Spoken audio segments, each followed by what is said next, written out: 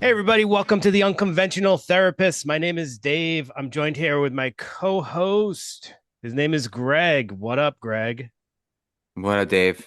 How you doing over there? Wow, that was a total not matching my energy right there. Whoa, dude, I'm telling you, this episode got me a little. It's wordy. That's what I'll say about it. You're wordy. Yeah, I know. Typically, I am, so I thought we would get along well together, Yeah, but not really. you were a little surprised.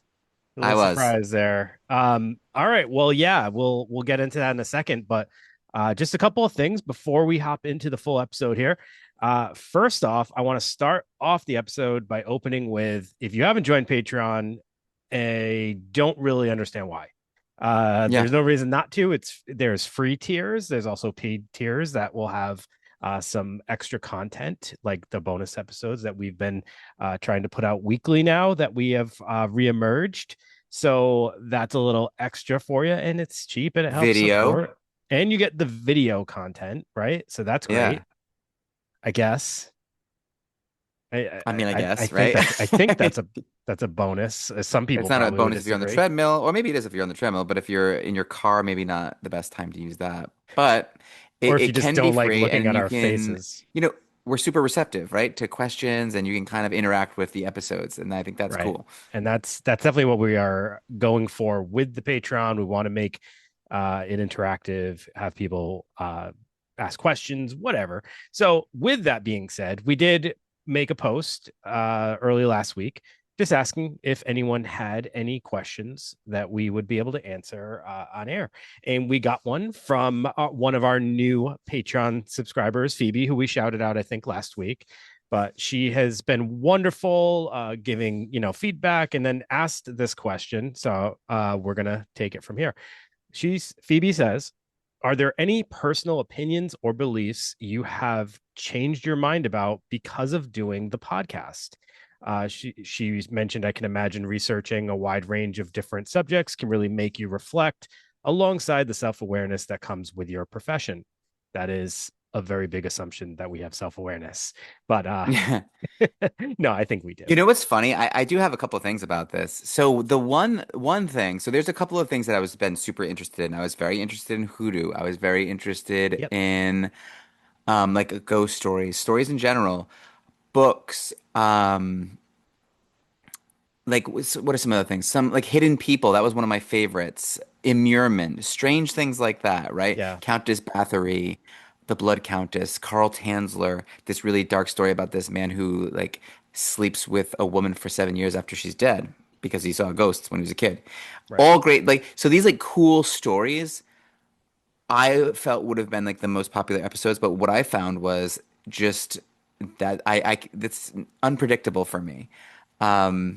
People don't have this share the same interests as me. I guess that's something that's like been a real revelation to me, among other things. And Dave, if you don't mind, I'll So, say one more thing that yeah. was an interest and a help to my what's great about this career, I'll say, is that everything we manage to talk about, whether it's true crime or something that seems completely aside from therapy, what's great about this work is you can shoehorn basically anything into therapy, and it's Yeah. like makes it more fun and usable and relatable and keeps you fresh, I think. We always say this, but themes from our episodes always feel like they end up somehow becoming topics in our conversations throughout the following weeks. That always happens. As far as like opinions or beliefs, I don't think there's been anything that's like really changed the way I look at things too much. If anything, it's actually just made me dive deeper in on certain things that I was already kind of interested in or had thoughts about. So a few that off the top of my head, the Tulsa race massacre one was a big one because like Mhm. that's a theme that I have interest in, but I wasn't as familiar with the story.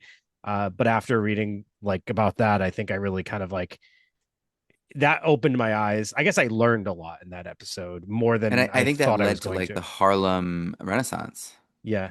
Yep. in a sense for us. Yep. So I mean, there was definitely, I think that's it. It's been a lot of just kind of like learning. And I guess the only thing that maybe I've changed my mind about is and this is kind of boring, but some of the theoretical approaches I didn't think I would appreciate as much until I learned more about them, especially one being the acceptance commitment theory. And as once I learned about that a little bit more, I find myself really gravitating to it as a theoretical approach. Like Listen, I said, honestly, I feel exactly the same as far as ACT ACT. We'll call it because that's how you're supposed to use the word. Um, same same here. yeah, Like I was staunchly CBT, and ACE ACT has really kind of changed things for me. I think it kind of encompasses DBT and CBT in kind of this beautiful, most useful way. Once you get past sort of the jargon, which some people are really into, but I'm just like, let's get the themes and like, what is yeah, this thing trying to accomplish? I really really enjoy that. And I'd say one more thing and Dave, I don't know how you feel about this, but like speaking of Patreon, if you're a paid member and you're like, hey, like this is going on to a friend or to you know what I mean, whatever, to myself, and what's your guys' take on it? We'd be happy to give whatever insight on that and sure.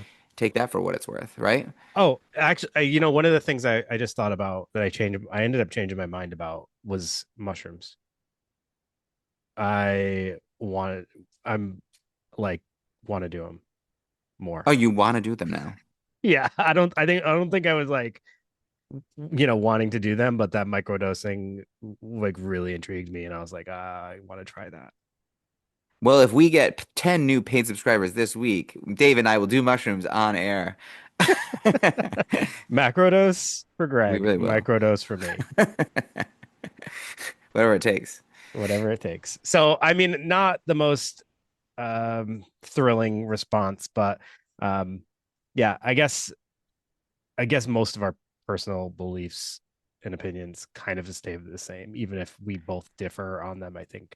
But I think there's actually been, especially early on when we used to bicker a little bit more, I think there was probably some opinions that we were able to share to each other that maybe it's just hard to like remember some of those conversations, I think. Okay, so yes. Okay, that's a great point actually because I have sort of changed in a way, and my ideology being like a veteran and coming from a place where my father was really rough around the edge, a tough guy. Everything was about being tough. Mhm. My ideology was my identity, and so if someone disagreed with me, it wasn't that like I was gonna be like, oh, you disagree with me, like let's talk about this. It was more like you're telling me that who I am is wrong, Yeah. and I would defend that to the death. But now, honestly, through this whole process, I mean, even early on in grad school, everything like that. But this podcast really, especially, made me sort of look at all my fixed beliefs and with a more open mind, and those have changed quite a bit where I'm not different, but I'm looking at the world more openly. Yeah. You know what I mean? where, Right. where like I guess it's like almost like a Socratic thing where it's like by learning all this stuff every week or attempting to learn what interests us about it every week, Hmm. I'm learning slowly that I'm not this super knowledgeable guy. I'm just, I don't know, damn thing. And I'm just willing to kind of like accept that and learn, which makes me a Right. little bit more open and makes me a little bit more useful to people, I think. And there was that one episode where you learned that the earth is not flat. I did, well, I pretended to, you know what I mean? For ratings or whatever, right? All Well, then right. how come I'm not falling off? Oh, wait, I would fall off. Damn it. Now I learned it again. I'm back. All right. All So right. you want to get into this thing a little bit? All right. So what's the episode today? Self-determination theory. Whoa, that sounds amazing. Yeah, that's why we got to front load this thing with a little bit of fun, but we'll try to have this to make fun with this, have fun with this, right? So I'll just tell you about the origin, Dave, and you can kind of go into like some key points and maybe like an overview of this whole thing, and then you'll probably talk for a little while. But the origin of this thing is 1970s, 80s. In the world of therapy, it's a baby, right? In the world of theoretical approaches, it's really new, and kind of obscure and not that that's a bad thing. It's just not a fleshed out sort of, in my opinion, approach. It's just kind of like in the same way, like an aphorism is just like saying something pretty profound that like we kind of already know is true, but it's helpful at the same time. So it's growing out of this study for intrinsic motivation, which means like innate or like natural motivation, like doing things for enjoyment in a way, and later that expands into explaining human motivation, personality, and well-being through innate needs for three things: autonomy, competence, and relatedness. And these really do kind of go. So it's like a new way to explain what's driving human behavior in a sense. But as we'll talk about as things go on, it's got holes in it. But those three things to me, I don't think that's anything new about that. So autonomy, you know what? I won't get into all of it now, but we'll explain each one of those sort of on their own Yes. as we go through. But yeah, all those three things together is a pretty good thing. So their research challenged reward-based motivation. So they're trying to say that it's not just external things that people are going for that drive them. It's also something from within as well. Um, that can get a little bit dangerous too, as we talked about before. So it's like it's not about just doing things that feel good. It's about, in a way, as I read it and try to understand it, it's about doing good things and finding ways to make those good things feel good, Yeah. right? It's like liking the things that you have to do, in a sense. And Sure. we'll try to unpack that as we go with a lot of big words and stuff and try to like shrink that down a little bit. Um, it's a little overcomplicated, but at the same time, I think this is a really useful episode to understand because we're huge fans of extrinsic motivators, like things out there in front of you, things to work towards. But are you working towards those things for the right reasons? And is there an authenticity to it? So it's not Freud. It's not this like driven by pain or pleasure. It's not Adler power. It's not even meaning like Frankel. Yeah. It's not self-actualization like Buddha and Jung and everyone else. It's Right. something else. It's like self-driven, like authenticity driven. I don't know, Dave. I'll let you kind of get us into this thing a little bit. Yeah. So it's an interesting thing too, because it immediately made me think of a couple of things. So first off, I've shared with everybody here how I work with individuals. One of the jobs I have, I work with individuals with disabilities, and I write behavior plans and try to find ways for to get them to engage in functional behaviors and also kind of live fulfilling lives. And sometimes when we're trying to work with people through things, we'll use like tangible reinforcement, right? So you do this, you get this reward. And recently I had someone who their reward is like if he does certain tasks through the day, he gets to use what we call quote unquote media time at the end of the night, which is basically he gets to use his laptop and he has these sites that he looks up. Um, Mm, so careful with randomly that. one day, he just stopped caring about media. And I have not been able to get this young man to do a damn thing since he stopped caring about media, which highlights he was only doing those things for that external reward. And once the external reward was no longer rewarding to him, there was no reason for him to do any of those things. They were all functional tasks, like going out on outings in the community, some of it's Mm, hygiene, but he didn't actually give a shit about any of that. He only cared about getting his computer time at the end of the night, which he then stopped caring about. So I what this the what I why I'm sharing that is this theory kind of points to why that might happen because you it isn't really helpful if you're only doing something for a reward that's external to you because at some point you might not care about that reward might not feel as rewarding and it's not providing you any feeling doing these things. So you have to, so that's where like that autonomy and fulfillment piece all come in. The other part of this, for someone like us, Greg, as like yeah. facilitators with people and in like therapy and stuff like that, it reminded me of the phrases you can't want to help someone more than they want to help themselves, right? So you can't make people do things, right? They have to want to do things, they have to want to help themselves, and that all comes in with that autonomy piece of this and all that. So I'll get into this a little bit more, but I just kind of wanted to point out some of those themes that I think are kind of relatable to people before we dig in. Of So can I ask you one question? Like course. as you've kind of like been reading about this stuff too, and as have I, is this internal intrinsic motivator, is it just our values? Is that what it So is? I think it's Is it I think like it's a in the variety end? of I think it's a variety of things, Greg. I think Okay. it's about, yeah, part of it's values, part of it is identifying what feels fulfilling. It's back Uh-huh. to what was it, Ichigai? Yes. It is Remember back to that episode? yeah, yeah, Ikigai. Yeah, yeah. Ikigai, yeah, yeah. Yeah. Ikigai was all about doing things that what was it, like, that you felt passionate about or that provided fulfillment. It wasn't, But do you remember like the huge critique of that? And I think that this kind of picks up what's nice about this is and yeah, as like, we'll kind of pick up as we go is that Ikigai pre-assumes that everyone has this passion, like this work towards my passion. sure. And it's like, what percent of the population would say like, I have no idea what my passion is. Do I even So have a many, passion? So right? many, So many right? people will say that. You wouldn't believe it.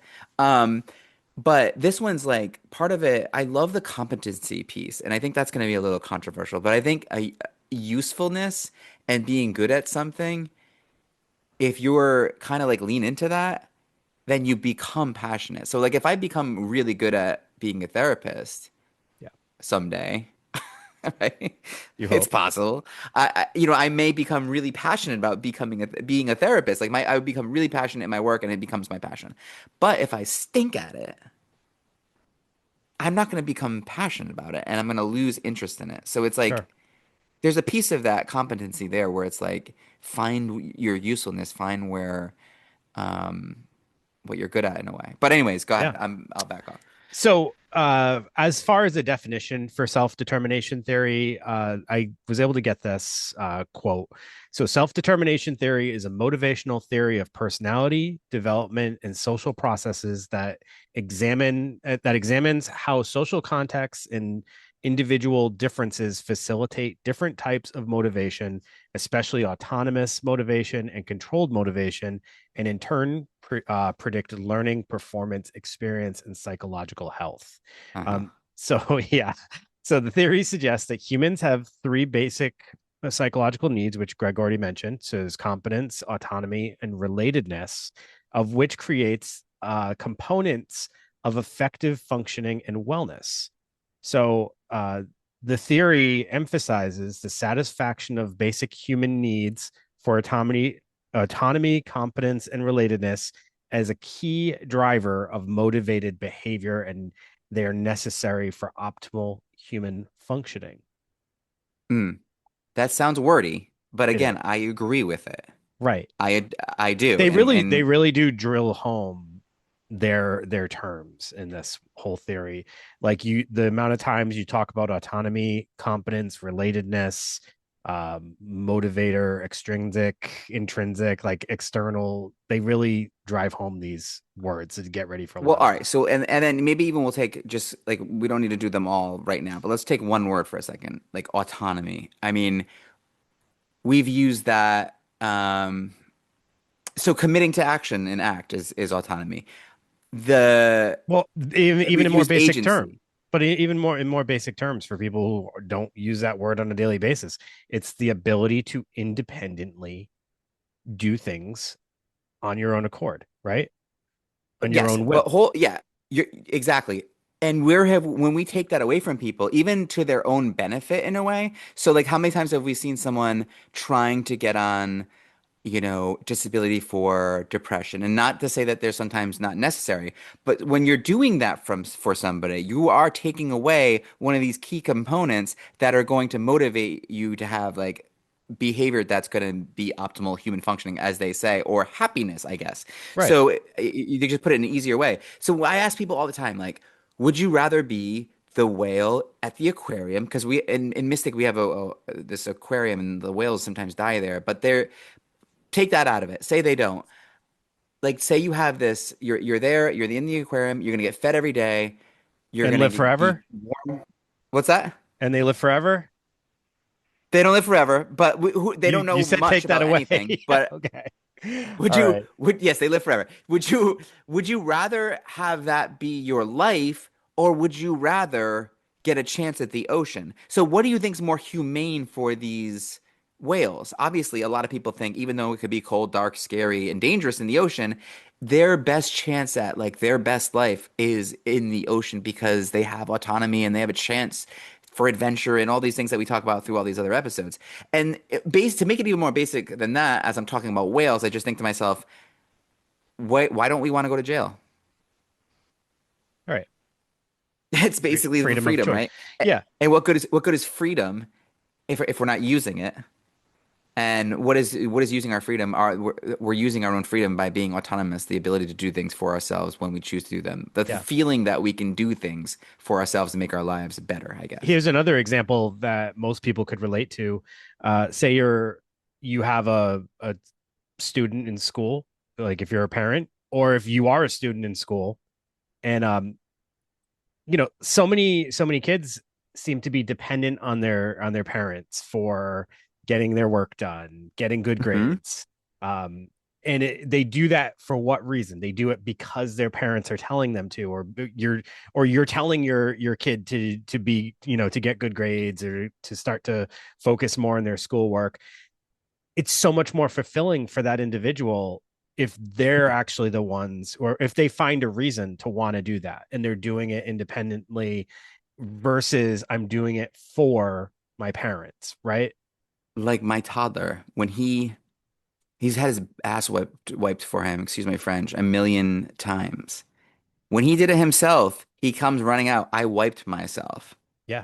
That felt good to be able to accomplish this task on his own. It doesn't feel like much to do. You don't need to have it done for you, but it is true. Like we should build that in our kids all the time. The school thing is perfect. It feels way better to accomplish something on your own than to be. And we've talked about that in past episodes, maybe even the last episode, where we steal that from kids a lot Yeah. in an attempt to save them from distress or like Right. hurt Right. feelings or this or that, you know? We rob them of their chance to participate in self-determination theory. I'll be honest with you. It's one of those things I have a hard time relating to that experience because I never felt like my parents didn't get overly involved. They obviously, gave me feedback and paid attention, but they never like hounded me about things. So I had to care about it on my own. And for a while I didn't, but then I learned to care about it and you figure it out. And when you Or, do good, you feel good. absolutely. Yeah. When you're useful, you feel good. And when you're not, not so much. Right. All right. So let's see.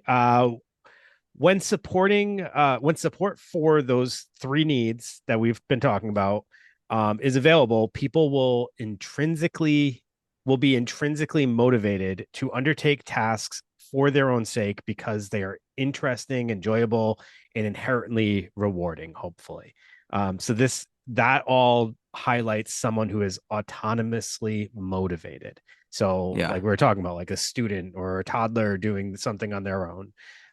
When these psychological needs are unsupported or thwarted, meaning like someone steps in and starts to, take the reins on it or whatever, wellness and growth will be negatively affected. So it actually has Okay. the opposite impact on someone, even if your intentions, I think, would be in the right place, right?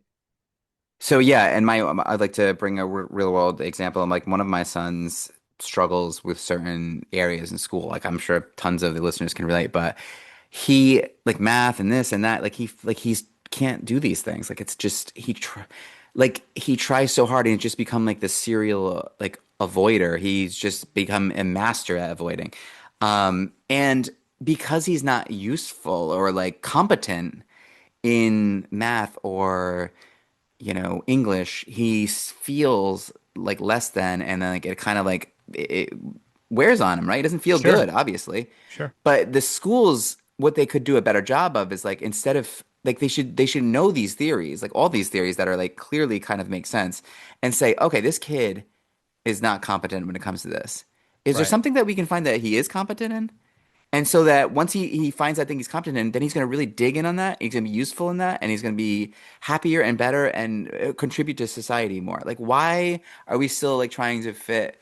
like, round pegs and square holes. Why are we still doing that in 2026? It just blows my mind that I For have to sure. watch my kids struggle when I know there are things that he does, video games. I mean, like, whatever. Socially, he's pretty good, and sports.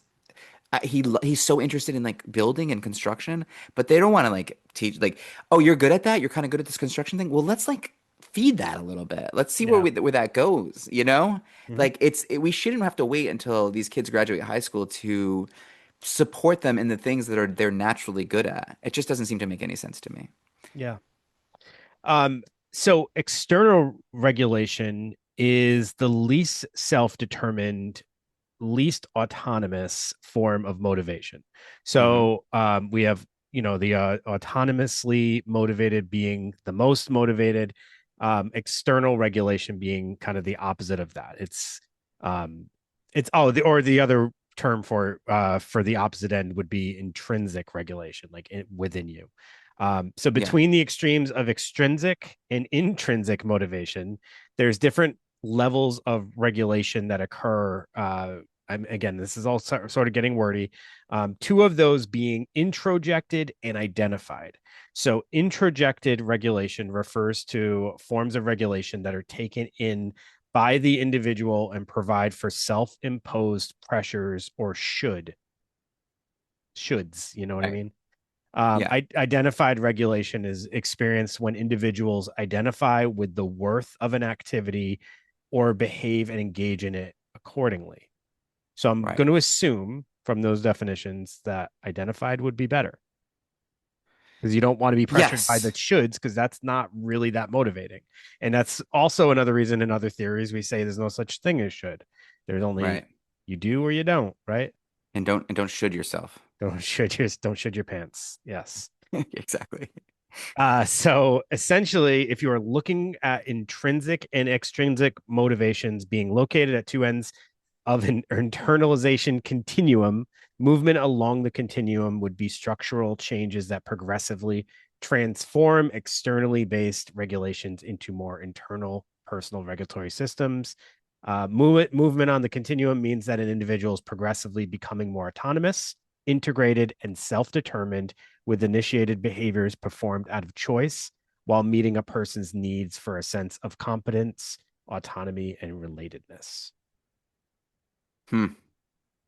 I'm telling you, it's overly wordy, right? It's like It it's doesn't need to they're be. It's not really that hard. I don't know why they feel the need to make it so wordy. It actually is to simple. yeah, to protect it and validate it. I mean, when we talk about some of these things like um even so competency, that doesn't need to be that complicated. And relatedness is essentially just I don't know, the way you people see you, your communication with others, your relationships with others. Obviously, that's Yeah. a super important thing. So Yeah. your ability to do things on your own, your ability to, f- the idea of finding the things that work for you, finding the things that you're good at, and like pursuing those things and leaving other things behind. So sort of like trimming and navigating your life. That's like almost how you find your calling. And then when we talk about a million times how even in The Alchemist how it's the journey, not the destination. How many times have you heard that, right? Well, that's all true, and that's kind of built into this. But what's also true is the people that you bring along with you for this journey might be a very important thing to contributing to your Sure. happiness too, right? The people you surround yourself with is going to be you got to be smart with who you surround yourself with Yeah. because And I people have mean, to see your worth. and also within this theory, you want to surround yourself with people who are going to push you, but not try to control you Hmm. or do things for you or take away your autonomy, I would assume. Right. All right. And then, Like in a relationship. So say we're in right. a relationship and you know that person is making all the choices for you and you feel like, where the heck did this person's been making my choices for me for forever now. I don't even know who I am anymore. You've given up your existence, you've given up your right to choose, you've given up your autonomy, and now you're in a bad spot because Yeah. they've stolen that, right? So Yeah. do I still have autonomy in my own relationship? Yes, you should. It's important. Yeah. So a key differentiation drawn by theorists is between autonomous and controlled motivations. So, autonomous motivation involves volition and choice, while controlled motivation involves external or internal sense of compulsion. It is possible that initially autonomous motivations could eventually become controlled motivations. For example, when it's an initial decision, such as like, you choose a profession, that would be autonomous, but then eventually the actual work you're doing entails a sense of compulsion or external responsibility that kind of changes into controlled motivation. So why we bring that up, I don't necessarily know.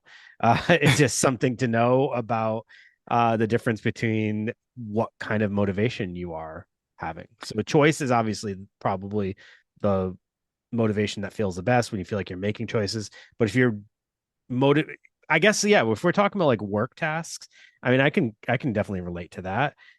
Keeping yourself motivated to do these things because there's like you have to do them or there's deadlines, that can be tough if you don't have a choice of the type of work you're doing. Like those Yeah, routine things like you have to do. the reason's not big enough, which makes it kind of meaningless, I guess, in a way. I But got I but got an the other example. thing You is, How about like our paperwork we have to do at the end of a session, right? I I'm horrible and dread doing my notes. me I too, love doing session, hate doing me too. notes. Why is They're that? like meaningless. Session and but sessions, I'm totally autonomous in it. Other than like the content that the person provides me, the directions I decide to go, how I respond, if I respond, I am completely autonomous throughout that entire session with how I'm interacting. But then that redundant, tedious note that I don't feel is super important or not important to me, yeah, that's a controlled motivation right there. So obviously we don't want to do the things that we have to do. Sometimes, right? Well, it changes things. Like there's a whole Rett study on that where like you put them in the same exact circumstances. One does things on its own, and the other one, as that other one does things, it's forced to do those same Yeah. things, and it's completely miserable. So there is something there. But I will one critique I have of this is like, unfortunately, there are external motivators that exist that we have to rise to the occasion for. And sometimes it can't matter that we don't love it or we don't feel like it or it doesn't make us feel good or authentic or whatever. I mean, at times there's things that need to be get done just for the sake of things that need to get done, and you just need to do it. So I don't know Fine, where Greg, that I'll do fits my in. damn notes. Jeez, get off my back, guy. Right? Yeah, and you know what I mean I though? feel Like like you're yelling there's at me right now. Is there's anyone else getting always that? whenever this stuff comes from academia, they forget that there's like the real world exists out there too, which is different, You're essentially. you're controlling. I know, I know. So you're gonna do it, and if you don't feel so hot about it, I don't know what to tell you, right? Better start So feeling good about it. I think that's a part of it self-determination. too. Yes, yes. And now, do you want to Self-determination. get into these six little mini theories that they've Yes. managed to? So it comprises of six mini theories, each of which was developed to explain a set of motivationally based phenomenon. Each therefore addresses one facet of motivation or personality functioning. So the first one is cognitive evaluation theory. So it's theories within theories. That is insane. Yeah. Um, this one concerns intrinsic motivation, that is motivation based on the satisfactions of behaving for its own sake. So cognitive evaluation theory specifically addresses the effects of social or external factors on intrinsic motivation, or how factors such as rewards, interpersonal controls, and ego involvement impact intrinsic motivation and interest. Um, this theory highlights the critical roles played by competence and autonomy supports in fostering intrinsic motivation, which is critical in education, arts, sports, and many other domains. You got all that? I got all that. So, and I can rip into the next one here. So, organismic integration theory or OIT, which a lot of people I'm sure prefer. This one just explains how motivations, especially the extrinsic ones, the rewards and the punishments, they become internalized as our sense of self, forming a continuum from no motivation or a motivation to pure enjoyment. So it's just kind of like this line of well, so just let me give you some examples. This might help a little bit. So exercise. Someone starts running to lose weight. That's an extrinsic motivator. Then they begin to value the feeling of fitness and like the whatever else comes from that, like the quiet time or like the mindfulness or the podcast and listening. So then they start to enjoy running for its own sake. So I guess this is kind of how you illustrate. So you can have like an extrinsic goal and then begin to start feeling intrinsic value from it as you begin to work towards that goal and start feeling good about getting closer to that goal. So as long as this goal is like I said, like values driven and aligns authentically with who you want to be, then working towards it in itself will like you'll use the extrinsic motivator at first, but then hopefully over time the thing becomes intrinsically motivated on its own. It just feels good to do the thing, working towards the thing you want to work towards, which kind of pokes a hole in like some of this. Like one of these theories poking a hole in their own theory. But, Yeah, that's interesting. you know, All right. So theory three is cat casualty orientations theory. So that explores individual differences in the way people motivate themselves in regards to their own personalities. So this describes and assesses three types of causality orientations. So there's the autonomy orientation, in which a person acts out of interest in and valuing of what is occurring. There is the control orientation, in which the focus is on rewards, gains, and approval. And there is the impersonal orientation, characterized by anxiety concerning competence. hmm. So just kind of a little bit of like delving into self-awareness of what type of personality you are, I guess, and kind of how you are motivated or what Yeah. motivates you. Yeah, and the fourth is basic psychological needs theory. So this elaborates on the whole concept of evolved psychological needs and their relations to health and well-being. It argues that psychological well-being and optimal functioning is predicated on autonomy, what we've talked about before, competence, and those how they have like this invariable impact on wellness. The theory argues that all three needs, so the ones that we talked about, the competence, the autonomy, and the relatedness, they are all essential. And if that is thwarted in any way, this could disrupt their basic aspects of functioning. And you know, I think so are we getting this a little bit? So it's like autonomy, wildly important. I think we kind of made that with the jail and the whales and the children in the school. The competency, if you're useful, you feel good. I think we get that.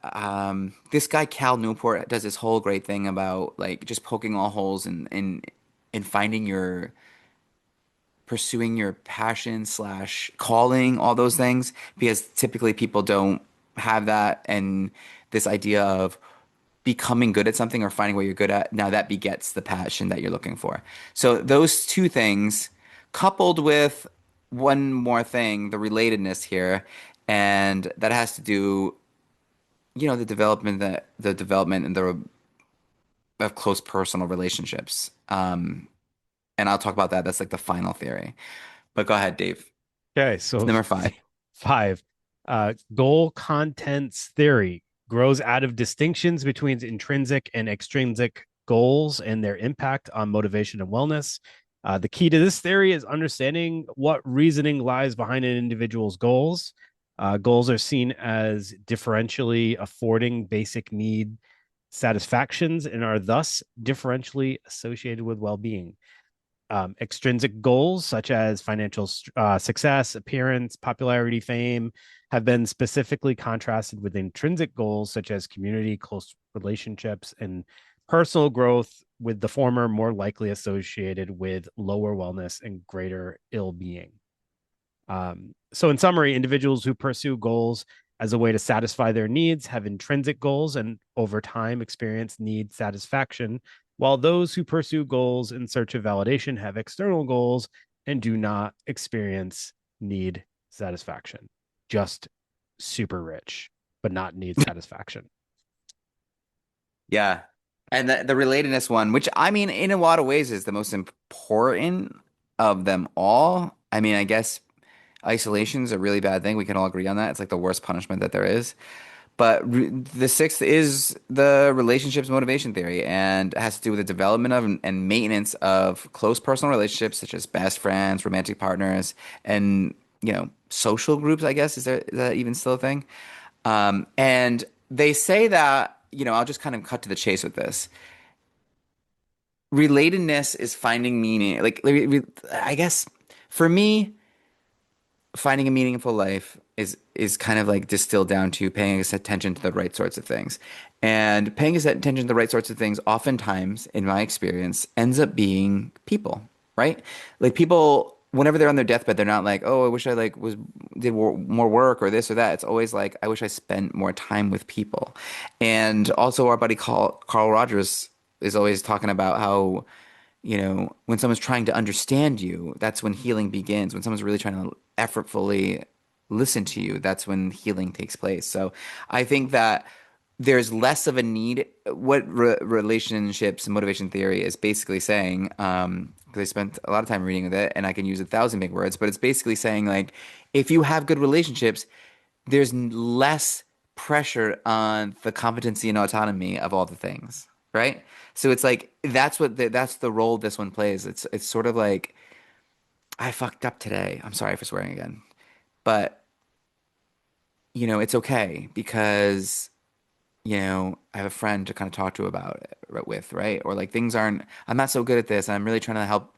Like really need to understand like what I'm good at to sort of achieve some sort of happiness, quote unquote. How do I do that? Oh, I have people in my life that can kind of notice things about me that maybe I haven't, right? So that's like a wildly important piece of it. Um, I wanted to mention there's a couple little quick pop culture. Um, I added these because I think I knew that by the time we were done talking about this, we are both going to be exhausted and our heads were going to hurt. And I'm maybe sleepy. talking about it through the lens of characters, like pop culture characters, it's a little bit easier. So, for example, Schitt's Creek. Remember, Schitt's Creek? Did you watch Schitt's Creek? No, I know of it. Wow, it's I haven't great. seen it. Yeah. It's so good. The Rose families, they start off valuing extrinsic things like goals and wealth and status, but throughout the series they're forced to live in a small town. They build these genuine relationships. They find themselves. They're really quirky and funny, and ultimately they find friendship and community in this place where you would have never even thought it possible for them. It's like a really kind of beautiful thing. And then Breaking Bad is sort of another one where this guy kind of, so the source I saw, did you see Breaking Bad at least? No. Dave, Breaking Bad? I mean, I, I, I think I've seen most of season one, actually. okay. Yeah. That's gonna be a problem. You're gonna get some heat for that, I think. But there's this protagonist, Walter White, he was like a school teacher, and he grapples with internal like conflict, like I guess the pursuit of power and wealth are a piece of this, but I think somehow he sort of finds himself to be this like powerful character where he was like a weak character before. And they were trying to say that like by his sort of, selling meth and turning into this kind of quote unquote like kingpin kind of guy was a bad thing. But I think he kind of, in some ways it was good for him because he became something bigger than he would have ever been. And it's bad in a lot of ways. I know Sure. that. I'm not, trust me, no one's more against drug abuse than me. Um, but, I don't know.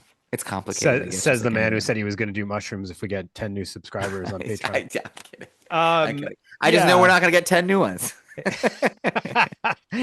Have you ever seen that show Weeds? Oh, Mary yeah. Louise Parker, same It was a great same kind show. of concept if you think Hmm. about it. She starts Absolutely. dabbling it with selling marijuana and then eventually kind of finds some intrinsic motivation to do it beyond just like making money. It Totally. was, she She's enjoys like it, I this think. meek Yeah. lady, and then she becomes this powerful person, right? Right. Right. So Yeah. I mean, And is yeah, that bad?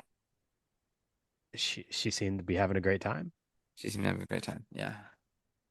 You know, She sure did. also, I don't know why this example keeps coming in my head, but I for some reason keep thinking of Aladdin. And then I think of like, when you think of him as like the street, the street guy, the street Riff Raff, street rat. riffraff street rat. Um you think about he's always chasing like money and trying to make ends meet, but like then he like goes and he's sees gold and all this stuff, but like Yeah. that's not the most important thing and ends up being the intrinsic motivation. It ends up becoming love, which is more of like this intrinsic motivator, right? It's not Right. external. It's not like chasing gold. And Which they can't complete, which these friggin' dorks completely left out. So, right? Because that's like a powerful motivator, sure, obviously, maybe the biggest of all. And so is like another thing they left out, which I kind of was waiting for too, is like a Frankel kind of piece, like where it's like your attitude in any given situation is you know and like that, and like your expectations, what you're expecting to happen, kind of informs your life quite a bit. Because if you're expecting you're expecting not to like this thing, or expecting like yeah. that's going to kind of like play itself out. And like so, like your attitude and your reaction to other people being your own choice. That's like up to you. That's the one thing you have control over. That being left out of this in terms of happiness and paying attention to the right things. Like I feel like they left a lot on the table. It's almost like they acknowledge, it's almost like they intentionally don't acknowledge those things because those things are already a thing. Or Hmm. this is more geared for those people who are like, I don't know my meaning. I don't know what's my purpose. It's like, all right, well, let's just focus on this stuff then. Maybe we don't have to worry about that right now. It's almost Right, like right, right. let's divert the attention away from these big, heavy things to this more like, all right, well, what kind of drives you, what motivates you. This almost feels to me like this is building awareness of, are you making choices in your life? If you are, what motivates your choices? What guides you on those things? What feels good to you? Mm. What actually makes you want to do things versus what kind of hinders you from wanting to do things? Right. I like that. So like almost like what is driving your behavior, and are you okay with that? It feels like that to me, right? Like Yeah. that's kind of what I get from this, because I'm gonna be honest, like there is a lot of words and all this stuff, and it's a little confusing. It really feels like this could be broken down into, all right, we got those key terms, the basic needs that we got to meet, right?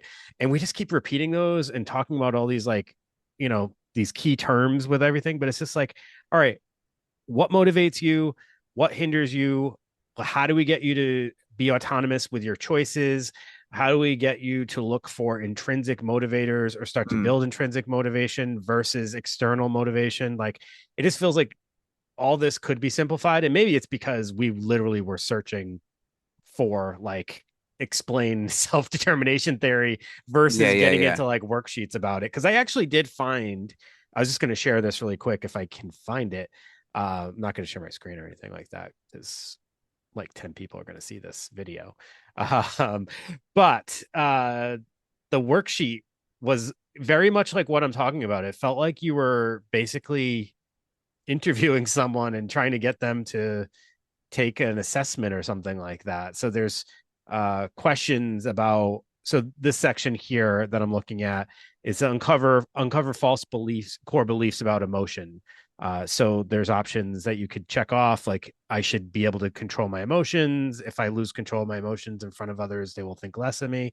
So they do touch on emotion here, exploring the consequences of holding these beliefs. So almost like starting to get people to think about like what holds them back, what core value beliefs do they have that might hold them back. I don't really gather a lot of that in this whole explanation that we just gave, though. They don't talk a lot about that Yeah. stuff. I guess that's in No, there it's somewhere in some of that piece, but I don't know. It just feels like this whole thing that I'm it feels looking like at. they're doing disservice, kind of making it overcomplicated. And that's what David Burns was trying to get through to Stephen Hayes, because act in when you read, so like I read Stephen Hayes' book, it's like this thick, Yeah. and it's like doesn't really need to be that thick, Sure. right? Right. It Right. only needs to be about this thick. Exactly. So and if it's like that, like there's only so much room in our heads for this kind of stuff. Like chill out, you know? Yeah. So and if Now, we've done that to you, listeners, we're sorry. And next episode will probably be a little bit lighter, information wise. But I will say, all things considered, take explanation of everything, put that aside. I think there's value to this theory. totally. I agree with a lot of what they're saying. I personally feel that like if autonomy it leads to intrinsic motivation and things like that, and relatedness is But all that is encompassing and essentially important. existentialism though. So, but as we've pointed out so many other times, I know. so many of these theories are connected to other theories or have borrowed or takeaways from other theories, and they use keywording to make it their own. So there's so many that feel not far off. So with that being said, I just wanted to point that out because I don't want it to sound like we're coming down on this. I just think we're coming down a little bit on like how it's explained. Yeah, yeah. Too academic. Yeah. You know what I wish? I don't know if I still have this book in our grad school theories course. We had a book that had every theory in I there. have it. I love You it. still have it? This isn't in it. It's not in it. I can't imagine it being in it. I don't know for sure, but I'm gonna check. Yeah. I if you have that, could you bring that Because it to was a work? great, it's a great, it was a great resource. I loved it. I wish I actually. I don't. I must have it somewhere. I don't know. I can't Yeah, remember. I If got it I somewhere. think I rented that book. I started renting some of. So in grad school to save money, I was renting a lot of my books on Amazon, which was a great deal. But then there was some times where I was like, man, I kind of want to keep that Yeah, one. I kind of wanted that. Yeah. Yeah, that was a good one. I'll look around. I'll look around for it. Okay. All right. So I guess that wraps up Sure self-determination does. theory. All right. Yeah. So with that being said, the only thing I wanted to say before we go, since I already said the stuff about Patreon, thank you to people who have reached out, shared feedback, reviews, all that good stuff. We're still gonna always beg and ask for reviews. If you guys can do them, that'd be so appreciated. It's really, really helpful. Um, then the only other thing that I will say is in 2 weeks, we were going to do it next week, but we're actually going to push it out an extra week, and we slipped something else for next week that I think will be a good episode for people. But in 2 weeks, we're going to do a literary one. So this will give people time to read the story before we talk about it. So we're going to do H.P. Lovecraft, two stories. We're doing what is it, Dunwich Horror, and I think it's Mouth of Madness or something along those lines. You guys Mountains of Madness or something. Mountains and Man. I can't remember Yeah. the name of the story, but something along those lines. If you guys want to understand what we're talking about, probably helpful if you read those stories. And then the twist on that is we'll be talking about someone who has sort of a checkered place in history, Mhm. and talking about can you celebrate the person? Um, no, can you celebrate the work without celebrating the person and things like that? So just wanted to share that because I did actually have a coworker who is listens to the podcast ask when you're going to do books, can you tell us ahead of time so we can actually read the A book? great call. Yeah. Really? I was like, yeah, Yeah. duh. Because and I remember one time we were doing a book episode, and I was like, if they haven't read this is not going to make sense to them. Mm-mm. So yeah, that was a good call. So I just wanted to And maybe let that's why people some of know. those didn't hit the way I thought they should. I thought we feel like we try to like do books that those kinds of books that you're like, oh, like I never got a chance, like almost like we'll read it so you don't have to, because we kind of do usually give a good like sort of synopsis too. Try, yeah, when Yeah. possible. I did find it interesting that one of our first episodes, I think it was like our second one, was The Alchemist, and that book made. I think that episode does well because that book really started to like have a few different like shelf lives. It became it trended for a little while. It was really Hmm. popular. So I think that one is one that people have probably read, and I think that's why they listen. But the other ones I'm not so sure of. So Like Yeah, Metamorphosis from but Kafka this or like Camus or something. exactly. But this HP Lovecraft one was actually supposed to be from October, but obviously our October got cut a little short. So we will be making up for it now, which is why we're going to do that one. So All we'll right. be back next week. And if you are on Patreon, check out our bonus episode that will be coming out later this week. And we'll see you later. Bye bye.